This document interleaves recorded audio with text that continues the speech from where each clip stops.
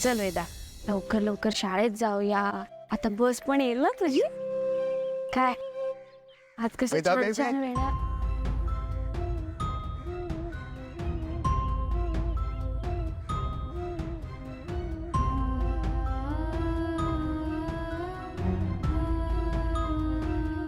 काका, आज तुम्ही स्वतः पूल लिहिलं? मीरा, तू कामच असं केलंयस की तुला माझ्याकडून बक्षीस. पण काका, मी असं काय काम केलंय?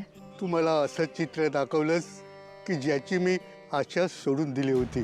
अंबिकाताई होत्या तोपर्यंत आमचं हे घर सुद्धा फुलासारखं टवटवीत होतं. मीरा बेबी अंबिकाताईंकडून रोज अशा आवरून घ्यायच्या आणि मग अथर्वदादांच्या मागे लागायच्या. मला लवकर शाळेत सोडा, लवकर शाळेत सोडा. तेव्हा मी रोज आठवणीनं दोघींना फुलं द्यायचो. पण त्या गेल्या आणि सगळंच कोमेजून गेलं. आज वेदा बेबीनं असं पाहिलं आणि पुन्हा सगळं पूर्वीसारखं होईल असं वाटायला लागलं. काका, तुम्ही अजिबात काळजी करू नका. या घराची गेलेली रेया हळूहळू परत येईल.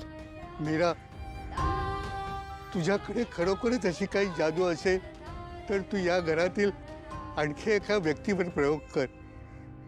म्हणजे कोणावर? आमच्या अथर्व दादांवर. वरवर पाहताना ते सगळ्यांना बरे आहेत, सावरले आहेत असं वाटतं. पण खरं तर ते स्वतःचं आयुष्यच विसरून गेले आहे. दिवस रात्र ते नांगराला जुंपलेल्या बैलासारखं काम करत असतात. त्यांना सुद्धा तू परत माणसात आणशील का ग? मीरा,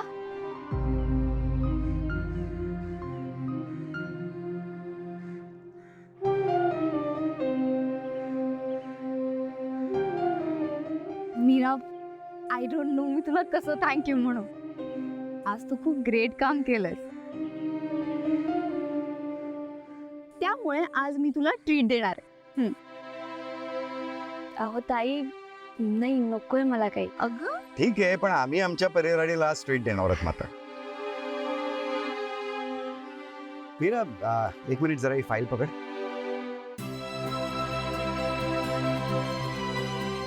वेदा, आज किती दिवसांनी हिला असं बघितलंय. वेदा, आज तुला काय हवं ते माग. खेळणी, चॉकलेट, कपडे. हा तुझा आजोबा तुला सगळं काही आणून दिलाच. वा, तू शाळेतून येण्याच्या आधी सगळं तयार असेल तुझ्यासाठी. बिंदास माग काय हवं ते.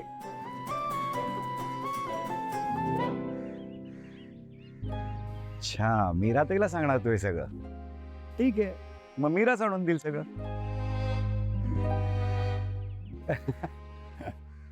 चला जाऊ शाळेत जा.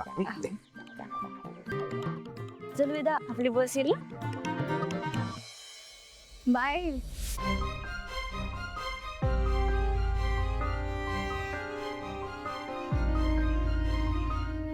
या मुलीचा आपल्या घरात येणं हा शुभ संकेतच आहे.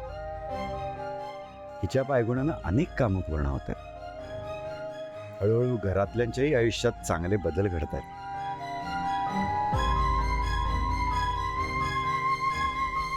तरी मी आधी म्हटलं होतं तुम्हाला, म्हटलं होतं की नाही मी, ही मीरा काना मागून येणार आणि तिखट होणार.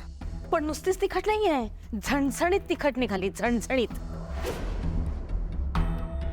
आणि काय रे, तू काय म्हणाला होतास? हा, काय गावाकडची येते, काय करणार आहे, मी येऊ करीन, मी तेव करीन. काय केलंस, काय केलंस? पण खरं बोलतेस तू बायको. वर्षभरात जे कुणालाच जमलं नाही, म्हणजे आपण जमवू दिलं नाही, ते या मीराने पटकन केलं सुद्धा. पण मला एक कळत नाहीये, मीराकडून केस पिंजून घ्यायला ही वेदा तयार झालीच कशी? पप्पा, कशी तयार झालीपेक्षा तयार झाली हे महत्त्वाचं. आणि ती मीरा हळूहळू घरामध्ये पाय रोवायला लागली आहे बरं का. तेच ना, आत्ता ती मीरा म्हणते म्हणून केस विंचरायला लागलीये, वेणी घालायला लागलीये. उद्या ती तिच्यामुळे बोलायला लागली तर पोरगीसारखी. बापरे, दोघे मिळून आपल्या डोक्यावर मिऱ्या वाटतील. आत्या रिलॅक्स. हे सगळं घटने अगोदर त्या मीराला मी या घराबाहेर हाकलेन. इतकं सोपं आहे का ते माया? ती मीरा घरात आल्यापासून वेदामध्ये किती बदल घडला आहे हे बघतायत घरातले सगळे. आणि विशेषतः दादासाहेबांना त्या मीराचं खूप कौतुक आहे. बस बस. Meera Meera Meera, I will kill her. Maya, कळतंय का तुला काही? किती मोठ्यानं बोलतेय. जर कोणी ऐकलं ना तर आत्ताच संपेल सगळं. शांत हो जरा. शांत कशी हो मी? हा, ती 1.5 दमडीची मीरा घरात आल्यापासून फक्त तिचा बोलबाला चाललाय. तिला लवकरात लवकर या घरातून बाहेर काढा, नाही तर जीव घेईन मी तिचा. हो हो, हे बघ माया, शांत हो. काय ना, तिला लवकरात लवकर घराबाहेर कसं काढायचं याचा प्लॅन बनवतो मी. तुम्ही म्हणजे तू, म्हणजे ही बनवेल प्लॅन, पण तू शांत राहा. तोपर्यंत शांत राहा. चल ग.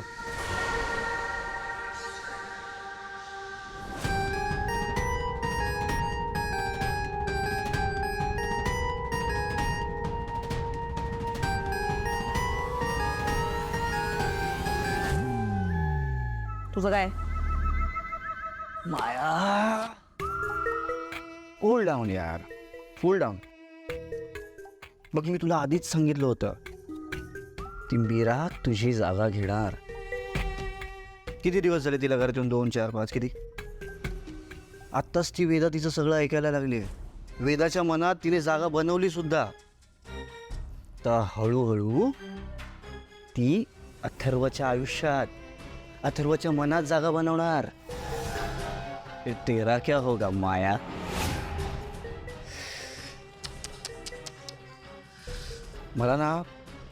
मला दिसायला लागलंय पुन्हा एकदा अनाथ आश्रमात काम करणारी Maya. Excuse me. Be careful Maya, careful.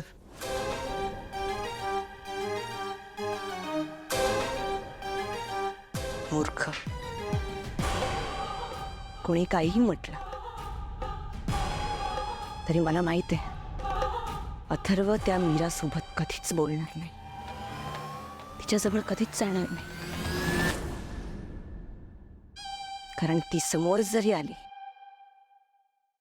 तरी अथर्वच्या डोक्यात ती जाते.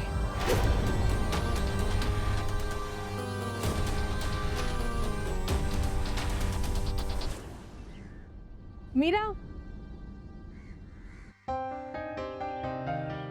मीरा, मीरा, अगं काय कमाल आहेस तू. तुला माहितीये, गेल्या वर्षभर सगळे जण प्रयत्न करताय वेदाचे केस विसरून देण्याचा, पण ती कोणाकडूनच केस विसरून घेत नव्हती. आज वर्षभराने तिने केस विसरले तुझ्याहून. मला किती आनंद झालाय तुला काय सांगू. ताई, आता तू पण नको करूस ग कौतुक. अगं सकाळपासून ना इतकं कौतुक ऐकून मलाच कसं तरी झालंय. आणि मला सवय नाहीये का इतकं कौतुक ऐकायची. त्यापेक्षा तू मला मदत करशील का? कसली मदत? अगं, वेदाने केस विंचरावे ना, म्हणून मी तिला एक गोष्ट रचून सांगत होते. म्हणजे अर्धी सांगितली आहे आणि सांगितलं की पुढची गोष्ट मी तुला केस विंचरले तरच सांगेन. आणि ताई, तिने केस विंचरून घेतले ना, आता रात्री आल्यावरती मला परत पुढची गोष्ट सांग असं म्हणेन. हो, मला पुढची गोष्टच नाहीये, मग काय करू? वेडाबाई, एवढी हुशार मुलगी आहेस तू, सांगायची काहीतरी रचून गोष्ट. ताई नाही ना सांगतायत मला, म्हणजे कशी येणार ना. आपल्याला गोष्टी तेव्हा सांगता येतात ना जेव्हा आपण त्या लहानपणी ऐकलेल्या असतात. ताई, अगं लहानपणापासून डोक्यावर हात ठेवून गोष्ट सांगत ना असं कोणी झोपवलंच नाही आलं मला. त्यामुळे मला नाहीच गोष्टी सांगता. मी सुद्धा लहानपणापासून अनाथाश्रमातच वाटली. आईने प्रेमाने गोष्टी सांगाव्या इतकं सुख नाही मिळालं, पण किमान गोष्टी सांगायला अनाथाश्रमात एक ताई तरी होत्या. पण तुझ्या घरी तुला कसं वागवलं जात होतं हे पाहिलंय मी मीरा. तुला हेही सुख मिळालं नसेल ह्याची कल्पना आली मला. ताई ताई हे लक्ष कुठे तुझं? मला सांगशील ना तू? हो नक्की करेन. आणि मला खूप गोष्टी येतात हं. बरं त्या लहान मुलांना सांगायचे कसे हेही माहितीये. हो अगं तुझा मुलगा पण तुझ्या मागे लागत असेल ना गोष्ट सांग म्हणून. बरं मला सांग, तू वेदाला कुठली गोष्ट सांगितली आहेस? हो हो सांगते हा.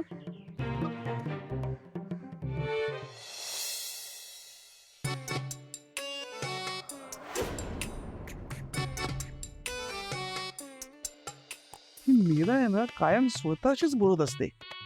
वेडसरच आहे. नाही पण वेडी असली ना तरी या घरात तिने स्थान पक्क केलंय. मलाही असंच वेडा बनून पेढा खावा लागेल.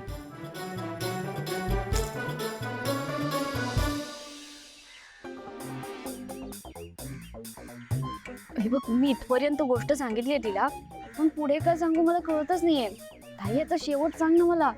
सोपं आहे. बरं मी सांगते तुला याचा शेवट कसा करायचा. आपण काय करूया, तू वेदाला जाऊन सांग.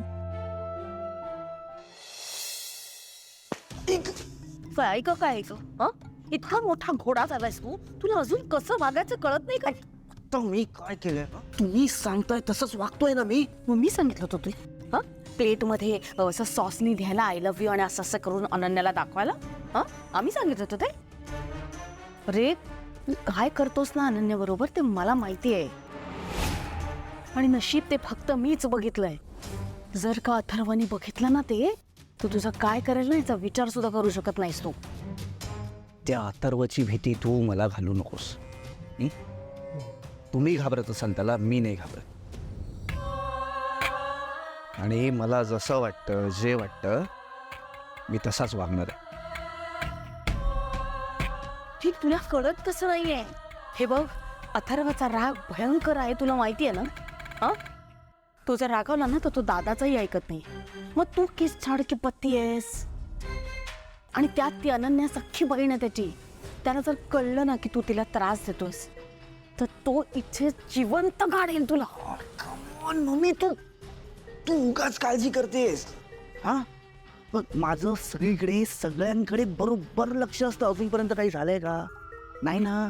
डोंट वरी, आत्ता पण नाही होणार. डोंट वरी म्हणून झालं का खाऊ. हे बघ सध्या तुझं लक्ष फक्त एका गोष्टीकडे असलं पाहिजे आणि ते म्हणजे रामपुरींची प्रॉपर्टी. कळतंय तुला? एक गोष्ट लक्षात ठेव, आपण इथे आश्रितासारखे राहतोय. जरा विचार कर, नीट समजून उमजून वाग. तू आता काय करायला हवंयस माहितीये ना? तू मायाचे कान भरायला हवेच. तिच्या मनात विष भरायला हवंय.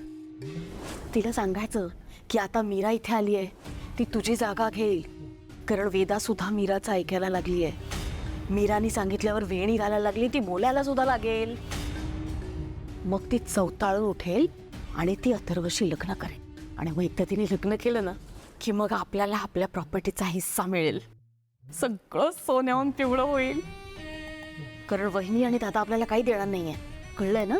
जरा विचार कर, नीट वाग जरा. डोक्यात शिरते का काही?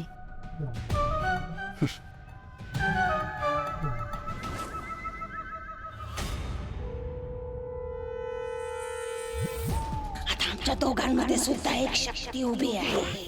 मी चांगलीच ओळखते, ती दुसरी तिसरी कोणी नाही, महागौरी माता आहे. ती कवडी मीराकडे कशी? कोणी दिली असेल तिला? ती व्यक्ती कोण आहे जी माझ्या आणि कवड्यांच्या मध्ये येते? पण सगळ्यात आधी मला ती कवडी माझ्या ताब्यात घ्यावीच लागेल.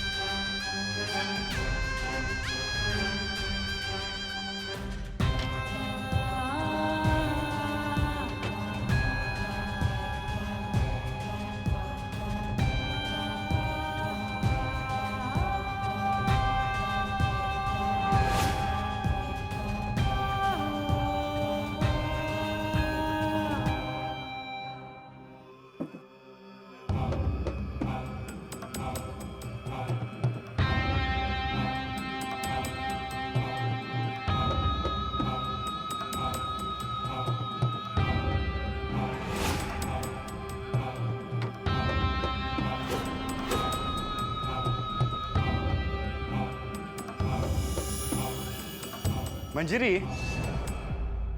आ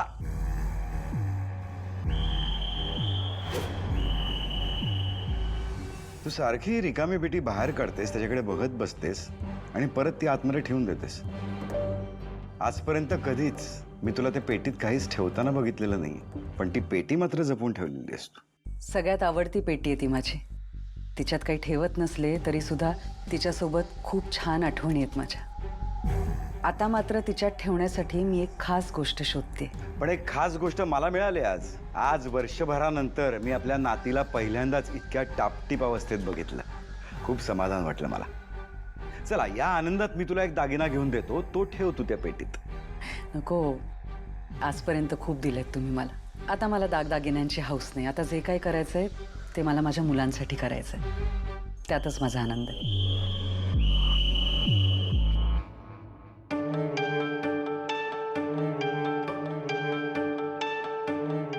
म्हणजे रे, आजपर्यंत कधीतरी तू स्वतःचा विचार केलास का? कायम घरच्यांचा, मुलांचा, नाहीतर माझा. खरंच खूप आदर्श स्त्री आहेस तू मंजिरी. बर, ही फाईल तुझ्या हाताने तुझ्या कपाटात ठेव.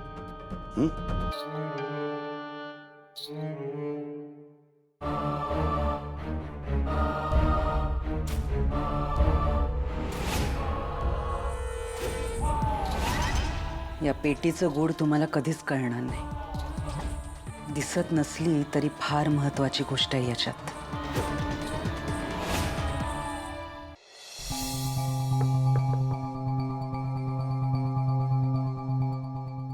आते हो या ना.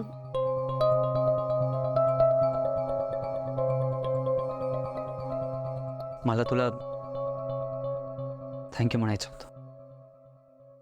कशाबद्दल?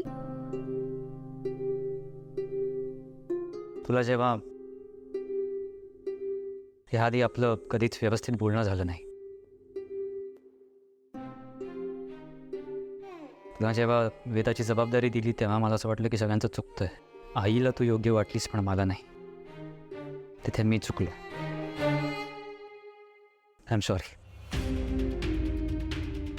तुझ्या प्रकारे वेदाला हँडल करतीयस, तिच्यात हळूहळू बदल घडून आणतीयस, ते बघून खूप खूप बरं वाटतं मला. वेदाच्या बाबतीत मी खूप खूप प्रोटेक्टिव्ह, खूप पॉझिटिव्ह, खूप वीक आहे. आज तिला वेण्यांमध्ये बघून मला असं वाटलं की गेल्या वर्षभरात काहीच वाईट झालं नाही. सगळं आधीसारखं आहे, आयुष्य आधीसारखं आहे. माझी वेदा आधीसारखी आहेत, जी हसायची, खेळायची, बाबा बाबा म्हणत ती माझ्या मागे धावायची, पळायची, स्वतःहून मला मिठी मारायची. एक वर्षभर मला वाट बघावी लागली या क्षणाची. आज थोडेसे का होईना पण मला होप्स दिसतात. हे तुझ्यामुळे.